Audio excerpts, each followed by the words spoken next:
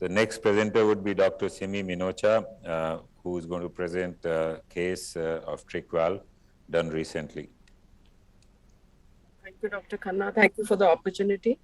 It's a proud moment for me to be actually sharing the stage with Dr. Khanna and Dr. Agrali, who's actually the innovator for the trick valve. And I congratulate my previous speaker who has beautifully demonstrated the whole procedure. So I would also briefly outline my case, which we've recently done. He's a 77-year-old man, post DVR status in 1995, hypertensive, having chronic atrial fibrillation. And he had been doing very well for last 20, 25 years. And now he became symptomatic for last 2-3 years with worsening over last 1 year. He presented with progressive swelling and fullness of right hypochondrium. On examination, elevated JVP, pedal edema, hepatomegaly. He had deranged KFTs, LFTs, and PTINRs were very, very difficult to control. And echo findings, which routinely we'd been doing, the prosthetic valve at the mitral and aortic positions were doing very well, but there was a progression of tricuspid regurgitation from initial mild to severe organic TR, prominent RV, dilated RA, and normal ejection fraction. So as we all know, significant TR affects 1.6 million people. This is a study from United States. Surgical mortality of these patients could be more than 9.6%. Multiple transcatheter devices have been developed for TR in high-risk patients, very nicely highlighted by my previous speaker, but none of them had demonstrated superiority so far. So now we have an option available, which is called trick valve. And especially it is very useful when tricuspid annulus is severely dilated or patients had previous pacemaker implants. So this is called CAVI, that is cable valve implantation, and it could be a preferred option for very, very sick patients, as highlighted by my previous speaker also. So in our patient, as you see, this is the parasternal long axis view. We can see two prosthetic valves, one at aortic position and mitral position, and both the discs are moving very nicely. And this is a color Doppler across the two prosthetic valves. This is a short axis demonstrating that the left ventricular ejection fraction is pretty normal. And this is a view which is demonstrating that the RA-RV are severely dilated, and you can appreciate thickened tricuspid leaflets with non-coaptation. And in this modified view, it's clearly demonstrable that the tricuspid leaflets are not coapting at all. And this is the severe organic TR. It being a low pressure TR, the color Dopplers may not exactly pick it, but we know for sure with the vena contracta, this is a severe tricuspid regurgitation. So this is colored, the CW across the prosthetic mitral valve, mean PG is 4.3, which is normal. This is across the aortic valve, mean PG is 10.5, demonstrating that both these valves are functioning very fine. And this is a colored CW across the severe TR, and the PG is 25, indicating a low pressure TR. RA, as you can see, it's severely dilated, 10.2, and due to this hugely dilated RA, we had a lot of difficulty in crossing the wire into the pulmonary artery, as beautifully demonstrated by my previous speaker. And this is TAPSE, which is 2.9, indicating that RV function is also very well.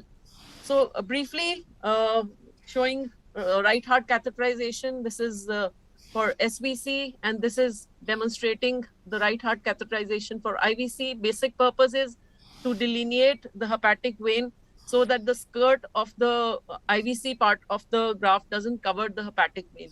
This is the procedure showing how we do it. My previous speaker has done justice to the whole demonstration, but this is how we implanted the SVC part of the trick valve, and you can see the belly. In this, we had a lot of difficulty in crossing the wire into the pulmonary artery, so we had to use an alternative way of putting a marker. And this is the IVC part of the trick valve, and this is how we demonstrated the hepatic vein. And we were careful that we don't cover the skirted part over the hepatic vein, and this is the final implantation. The final shot taken, and the two valves in place. And this is actually how invasive hemodynamic monitoring can help. Before CAVI, we have to take the pressures in the SVC, RA, and IVC. In this patient, it was 30 millimeters of mercury. And after CAVI, immediately the SVC and the IVC pressures come down, but they could go up in RA for initial part, and gradually over time, when the remodeling happens, these pressures tend to come down. So post-procedure imaging, we did not use transesophageal echo. We were happy with 2D echo demonstration itself.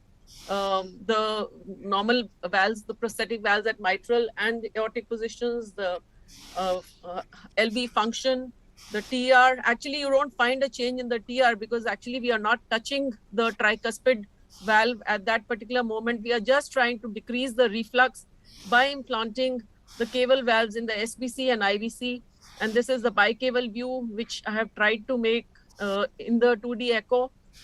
And you can appreciate the IVC part of the valve, and you can see that there is no reflux. The reflux has decreased, the TR gradient, which is all low. So basically, what is a trick valve has been discussed, but briefly discussing. It is a transcatheter bicable valve which has two self-expanding biological valves designed for the treatment of patients with hemodynamically relevant tricuspid insufficiency and cable reflux, especially intended for patients at extreme risk or who are inoperable for open surgical therapy like our patient. Prostheses are implanted percutaneously into IVC and SVC without disturbing the native valve. And the concept is basically, this is a 3D model. And you can see the concept is to avoid the backflow, reduce the congestion, promote RV remodeling, and it will ultimately help in decreasing the symptoms and decreasing the mortality. It is a novel treatment for treatment of tricuspid regurgitation, and most of the alternative treatment methods are performed using annuloplasty rings and surgical repair on the tricuspid valve. And this is a method to address tricuspid regurgitation and cable reflux without disturbing the natural tricuspid valve.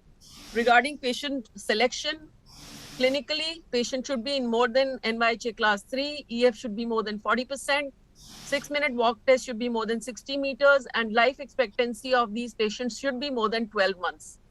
And there should be absence of untreated left-sided valvular heart disease, and patients should not be suffering from severe renal failure or liver cirrhosis, child classification C. So this is how CT guidance is taken, has been dealt with my previous speaker. In the hemodynamics, it's important to see the V wave in IVC and SVC, and it should be more than 25 millimeters. TAPSE, which indicates the RV function, should be more than 14 millimeters. That means RV function should also be good, and PA pressures should be less than 65. So concluding, trick valve is a new, promising, and less invasive concept for treatment of TR.